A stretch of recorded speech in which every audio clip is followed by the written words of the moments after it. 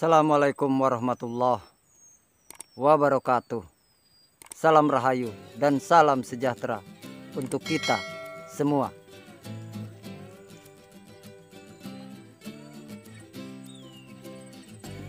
Kita tentu tahu yang bernama Jibril. Kita orang Islam pasti tahu, pasti kenal dengan nama itu. Jibril. Dia seorang malaikat.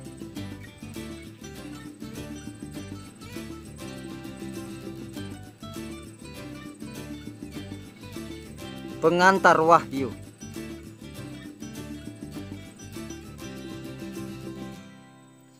Yang selalu bersama Rasulullah di dalam cerita, di dalam kabar yang kita dengar.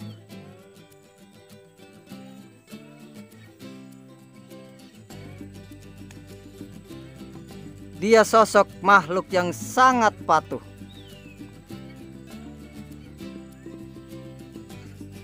Tidak ada satu penolakan pun untuk seorang Jibril ketika Allah memerintahkan kepadanya.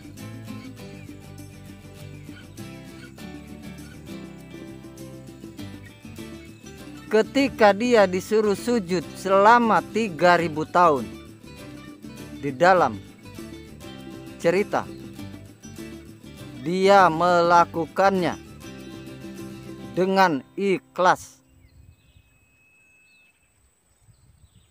Tidak menolak dan tidak menawar. Itulah Jibril. Karena dia memang diciptakan untuk patuh.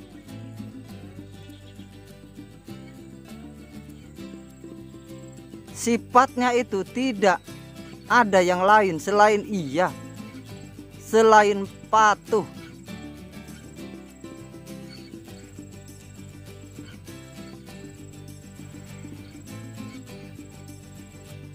Di manakah Jibril itu sekarang berada?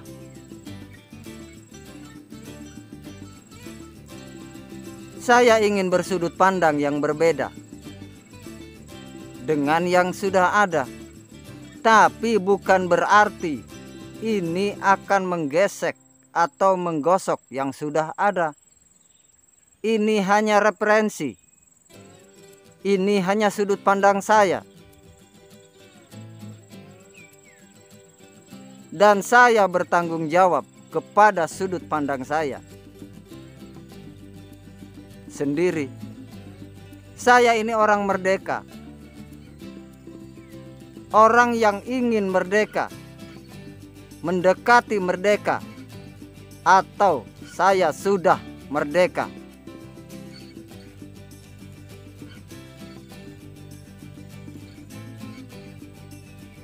Atau saya dikatakan orang gila, monggo, tinggal panjenengan yang menilainya.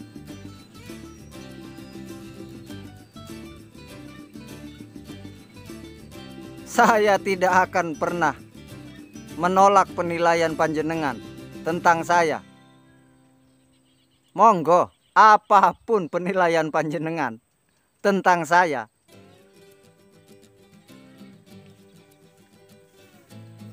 Kita terbiasa melihat Jibril itu di dalam angan-angan. Itu di luar diri.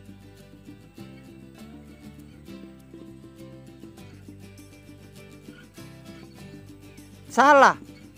Tidak.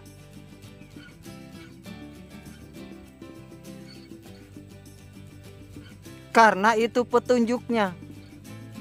Kita sedang berada di dalam petunjuk.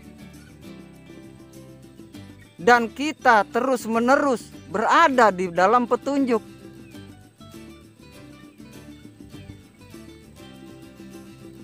Di dalam petunjuk kan Jibril itu dikatakan bahwa Jibril itu seorang malaikat dan malaikat itu patuh. Patuhnya patuh. Ketika Allah memerintahkan, "Hei Jibril, kamu ke sana." Dia pasti ke sana. "Hai Jibril, kamu ke sini." Jibril pasti ke sini. Malaikat pasti ke sini. Karena dia memang diciptakan untuk patuh.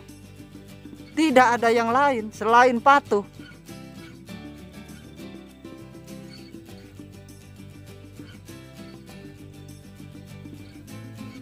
Saya ingin bersudut pandang yang berbeda. Ini tentang saya, ini tentang sudut pandang saya. Bagi saya, ketika kita sudah tahu petunjuknya, kita jangan terus-terusan, jangan selalu berada bersama petunjuknya. Tapi kita harus berangkat meninggalkan petunjuknya. Atau dalam istilah, setelah kita tahu ini arah ke sana, kita jangan di situ terus. Kita jangan berada di posisi petunjuk tersebut. Kita harus berangkat sesuai dengan arahan petunjuk tersebut.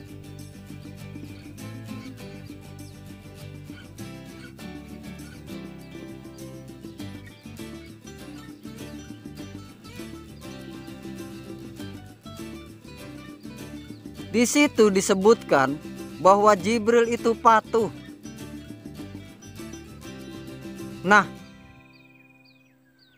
patuh itu kan kalimatnya, saudaraku. Lalu pelaksanaannya di mana? Untuk kita bisa melaksanakannya di mana? Ini kan nyata kalau bagi saya. Nyata sekali.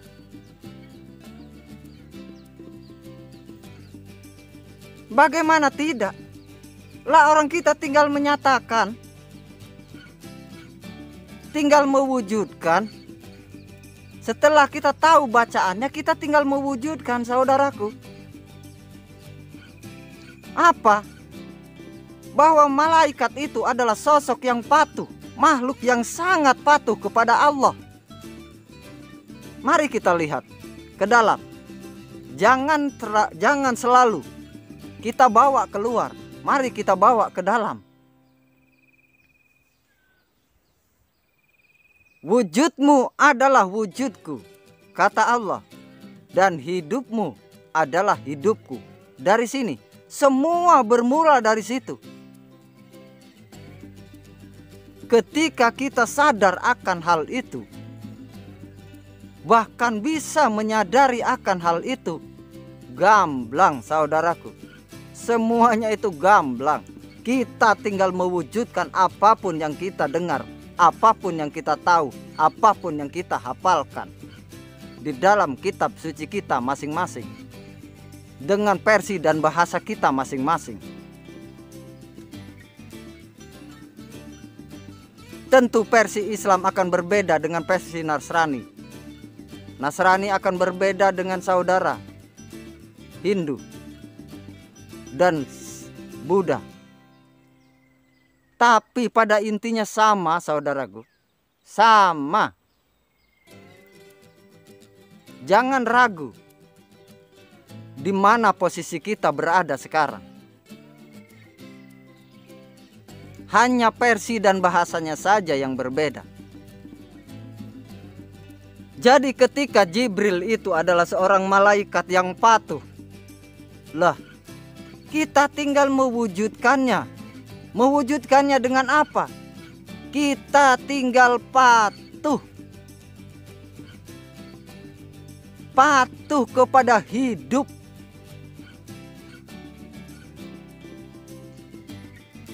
Ketika kita di dalam nurani memerintahkan sholatlah kamu, sholat. Bagi orang Islam, bagi saudara yang Nasrani, lakukan ibadah itu. bagi saudara yang Hindu, lakukan itu. Dan bagi saudara yang Buddha, lakukan itu.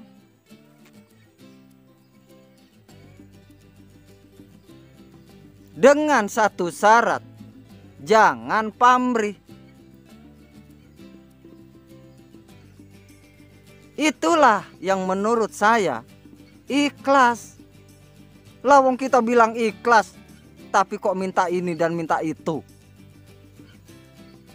Ayo.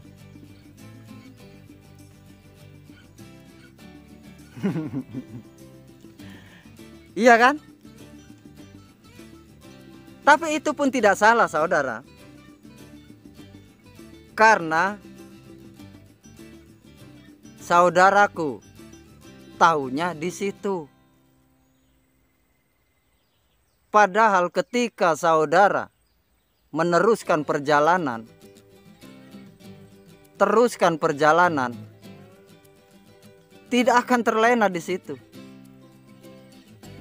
Jadi seluruh yang dikatakan oleh Al-Quran, oleh Alkitab suci, itu tentang diri kita, tentang diri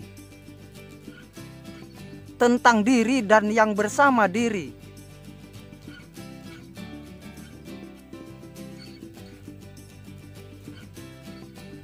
Karena ketika kita mengetahui tentang diri dan yang bersama diri, kita akan mengetahui alam semesta. Karena alam semesta yang begitu luas itu sudah dirangkum di dalam wujud kita yang kecil ini.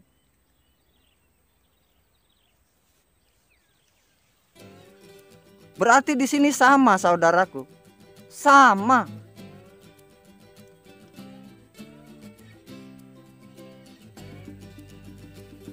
Siapapun saudara dan saudari, sama. Pada hakikatnya sama.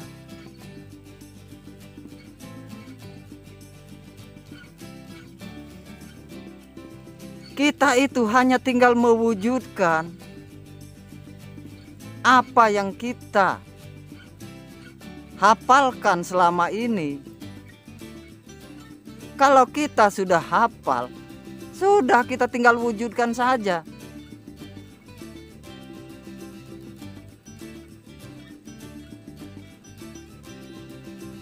Kita tinggal patuh. Siapa kita? Kesadaran, saudaraku. Kesadaran itu hanya tinggal patuh kepada nurani.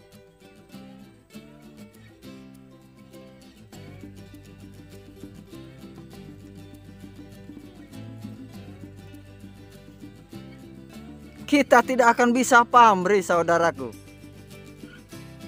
Kita mau pamrih dengan siapa? Layawong ada, yang ada itu dia sendiri. Semuanya dia. Kata Allah, semuanya aku yang ada itu. Ketika Allah sudah memvonis bahwa yang ada itu hanya aku, lah saya tidak bisa mengakui. Secara logika, saya ini tidak ada. Kalau saya benar-benar percaya kepada Allah, tiada yang ada itu selain aku, kata Allah. Maka ya sudah, kalau tiada yang ada selain engkau, lah ya sudah, saya tidak akan mengakui apapun. Enggak ada, gimana saya mau mengakui? Kalau enggak ada itu saya akui, berarti saya sedang bermimpi. Saya sedang bermimpi bagi saya. Makanya saya ingin terbangun dari mimpi.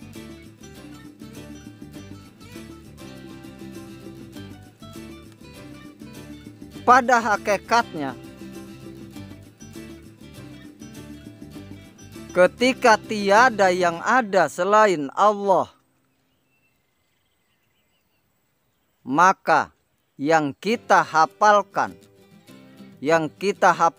nama-nama dan sifatnya dan perilakunya, itu Dia semua. Ketika Dia semua, kita harus tahu dari pusat asal usulnya. Ketika kita tahu dari asal usulnya, semua Dia. Jibril itu adalah Dia, sifatnya Dia.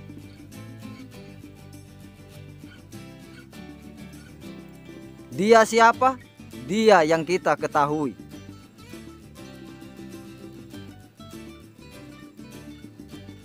Di dalam keyakinan kita masing-masing.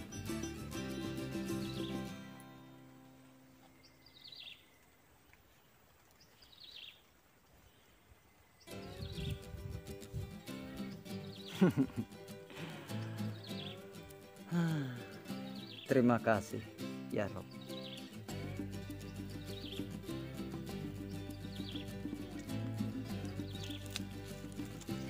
Ketika kita terus-menerus menganggap segala sesuatu itu ada di luar diri,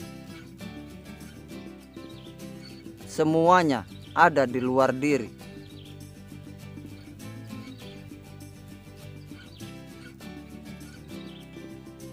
berarti kita belum puas dalam tidur.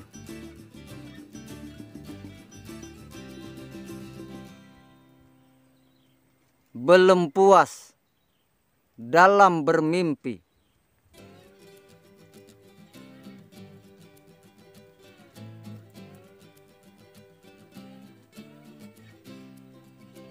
Maka lanjutkan kalau memang panjenengan merasa belum puas dalam tidur.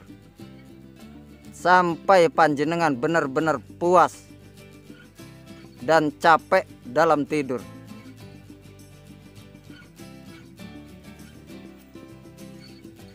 Supaya panjenengan bisa terbangun satu hari nanti.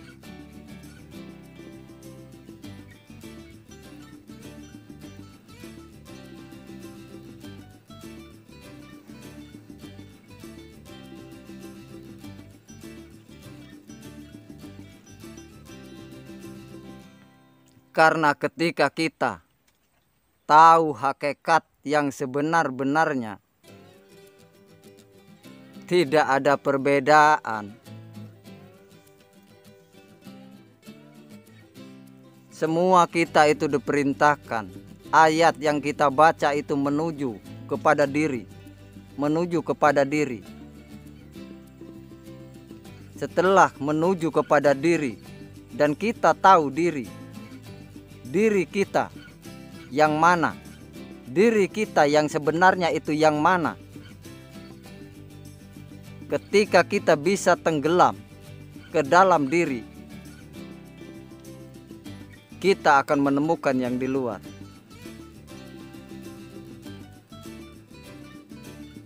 Tapi ketika yang di dalam diri saja kita belum tahu, belum bertemu, sangat sulit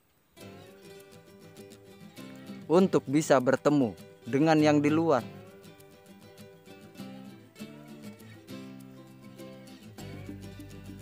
Coba kita merenung, yang sebenar-benarnya merenung, yang sebenar-benarnya tafakur. Untuk tafakur ke dalam diri.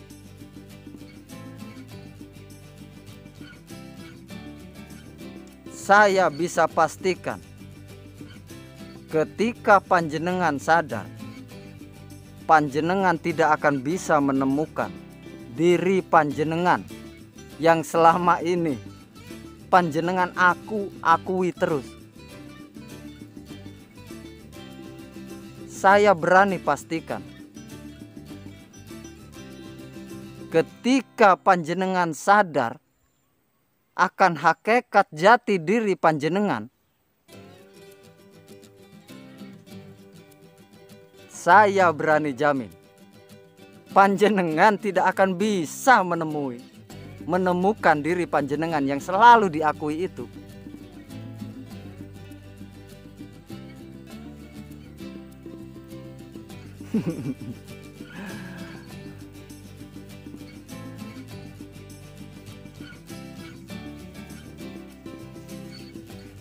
Jadi teruslah kita berjalan untuk sementara ini.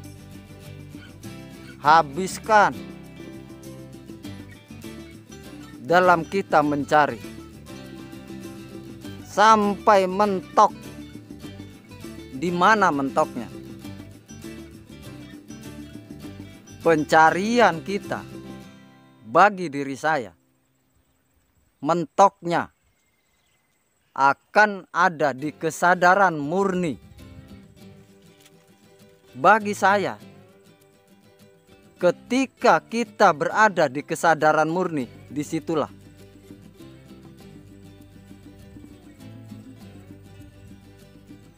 murninya kesadaran. Itulah apapun yang disebut murni. Ketika yang disebut kita katakan murni itu bensin misalnya,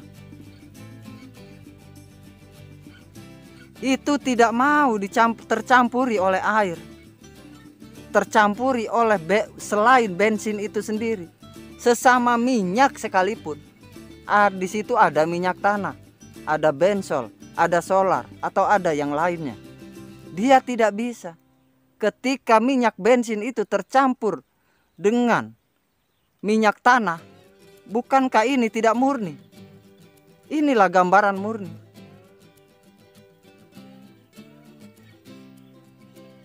Bukankah sebenarnya hidup itu tidak bisa diakui?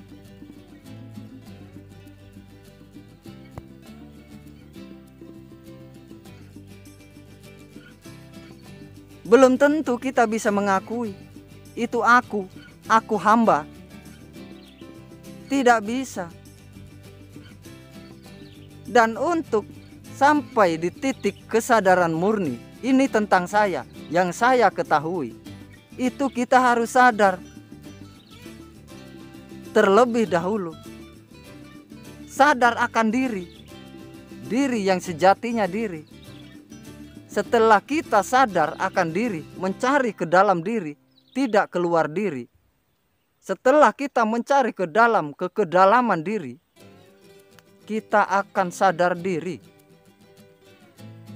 Setelah kita sadar diri, kita akan menyadari atau kita akan berkesadaran.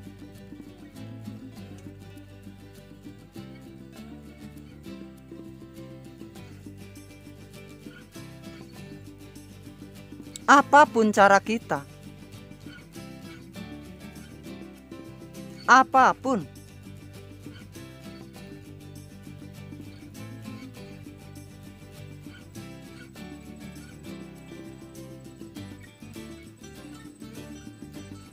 inilah bagi saya yang bagi saya Islam itu rahmatan lil alamin. Saya orang Islam, status saya orang Islam. Tapi karena kitab Al-Quran itu mengakui adanya Injil, adanya Zabur, adanya Taurat, saya harus tunduk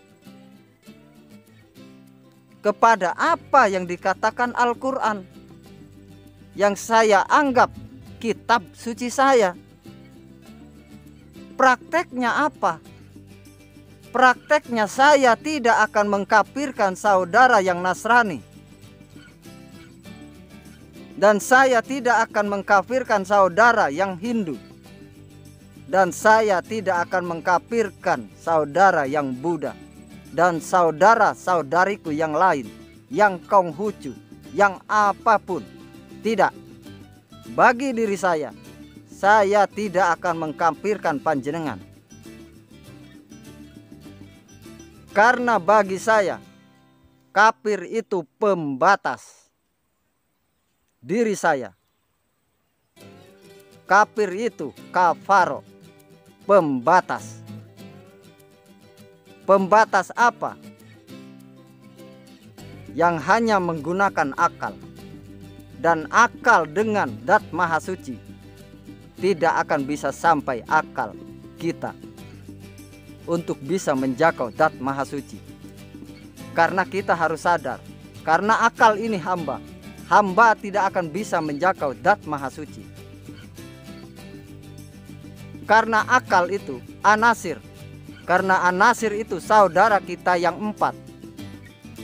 Ketika saudara 4 kita itu masih terpisah satu dengan yang lain, tidak akan mungkin bisa menjangkau Dat Maha Suci, siapapun namanya.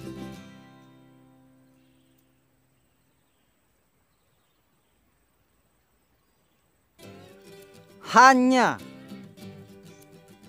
kesadaran, sadar, dan kesadaran yang bisa berkesadaran murni.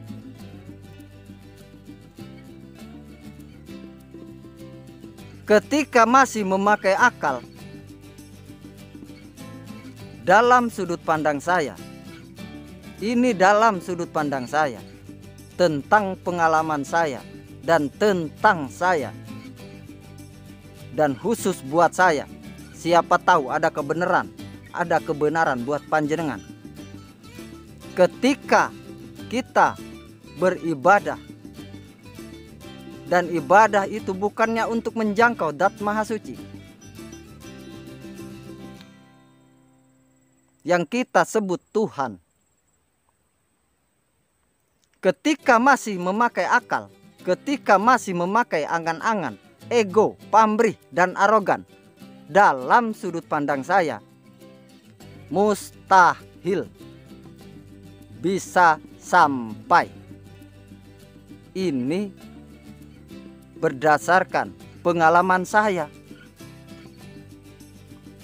Dan pengalaman saya ini belum tentu menjadi pengalaman panjenengan.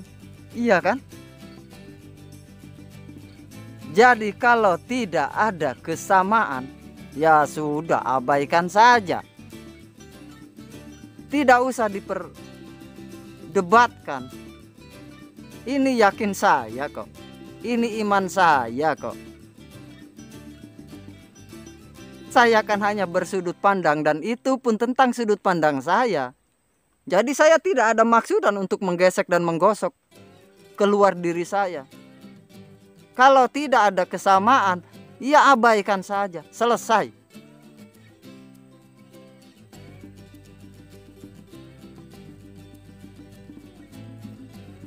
Itulah saudara dan saudariku, lebih dan kurangnya saya mohon maaf. Mohon maaf. Tidak ada maksudan saya untuk hal yang negatif. Tidak. Ini tentang saya. Ini sudut pandang saya yang saya tawarkan kepada panjenengan. Ketika tidak ada kebenaran yang panjenengan dapatkan, lupakan saja. Buang saja. Jangan disimpan di dalam hati untuk menjadi ganjalan. Tapi ketika ganjalan itu ada, berarti hidup panjenengan sedang mengajak untuk berpikir lebih lanjut.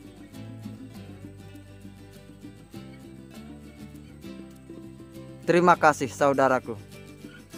Assalamualaikum warahmatullahi wabarakatuh. Salam rahayu dan salam sejahtera untuk kita semua. Terima kasih.